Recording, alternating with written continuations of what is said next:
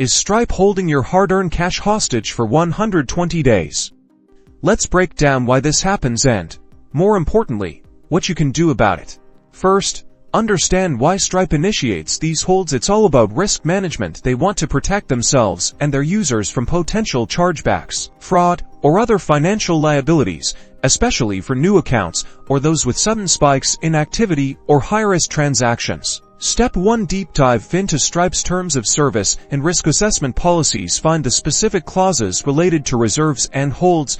This will give you a clearer understanding of their reasoning. Next, gather all supporting documentation that proves your business legitimacy and transaction validity. This includes invoices, shipping confirmations, contracts, and any communication with your customers regarding the transactions in question. Compile this documentation and prepare it to submit. Craft a detailed and polite email to Stripe support, explaining your situation. Clearly outline the steps you've taken to verify your business and prevent fraud. Reference the supporting documents you've compiled and politely request a review of the hold. Be professional and respectful in your tone. While waiting, focus on proactively reducing your dispute rate, implement clear refund policies, provide excellent customer service, and use tools like Stripe Radar to identify and prevent fraudulent transactions. Lowering your dispute rate demonstrates to Stripe that you're actively managing risk.